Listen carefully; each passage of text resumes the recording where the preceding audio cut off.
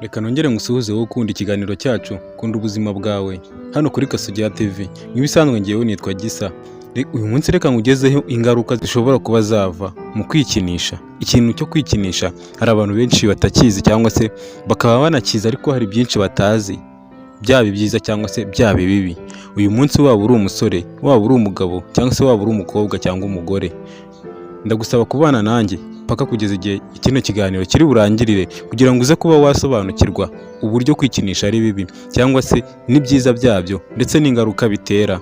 Bana nanjye kugeza ikiganiro kirangiye byonyine. Ngiye kuba naguha ibintu bitanu bikubiyemo hano mu kiganiro kimwe.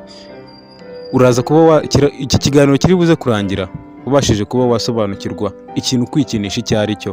Ikintu cya mbere, ingaruka zo kwikinisha ku rubyiruko. Reka duhere ku rubyiruko kano kanya. Ku rubyiruko kwikinisha bikuze kugaragara bitewe n'impinduka ndetse z'imisemburo.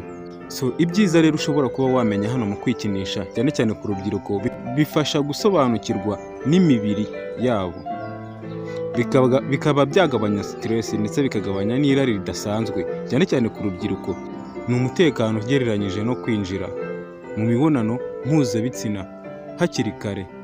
Ibi biba ari umutekano. Ibi ni ibintu bitatu mvuze hano haruguru bishobora kuba byaba byiza cyane cyane mu kwikinisha ku rubyiruko bitewe na ya misemburo yabo ukuntu igenda ihinduka rimwe na rimwe.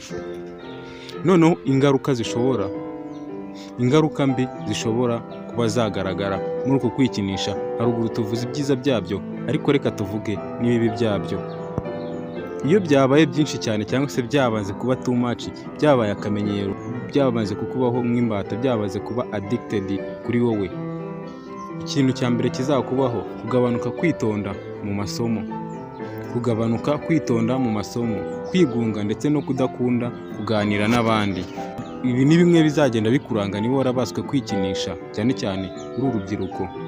Ikindi cya gatatu kizakugaragaraho, kwishingikiriza kureba filime z'urukozasoni, bigahindura uko babona urukundo, bigahindura uko babona urukundo ndetse n'imibonano mpuzabitsina. Icya kane, kumva isoni cyangwa se kwicira urubanza bitewe n'inyigisho n'umuco cyangwa se wenda n'idini. Icy'ingenzi nakubwira hano rero, si icyaha ku buzima bwawe, ariko iyo kimaze kuba indwanya cyangwa se kurwanira mu buzima bwawe bwa buri munsi, kiba ikibazo cyane gikomeye ndetse kinahambaye. Ikindi cya kabiri rero kigaragara mu kwikinisha, ingaruka zo kwikinisha ndetse ku bagabo. Aha ngaha tugeze ku ingaruka zo kwikinisha ku bagabo. Reka duhere ku byiza nk'uko nabibabwiye, reka tujye duhera ku byiza. Nibyo byiza, ubu nibyo byakabaye, nibyo biri buze kudufasha. Icya mbere gituruka mu kwikinisha ku bagabo, bigabanya stress. Icya kabiri, bishobora kugabanya ibyago bya kanseri ya prostate.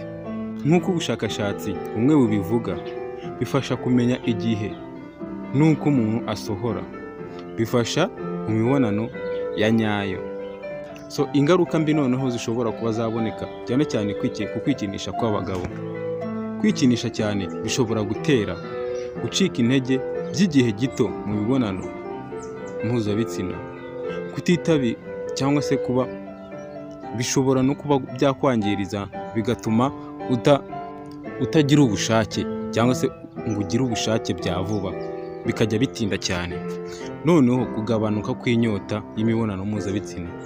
Iki gihe bizagutera kuba byagabanuka, wumve ntabwo ushaka kubikora cyangwa se kuba waryamana n'uwo mwashakanye. Ikindi, kumenyera uburyo bumwe bwonyine bigatuma imibonano ya nyayo itagushimisha cyane. Ikindi ni ukunanirwa mu mubiri no mu mutwe iyo bikabije cyane.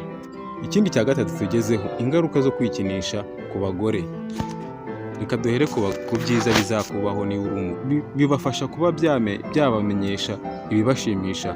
Ikindi, bikagabanya ububabare bwo mu gihe cy'imihango ndetse kuri bamwe, ntabwo ari kuri buri bose. Bituma basinzira neza kandi bikabaturisha mu mutwe.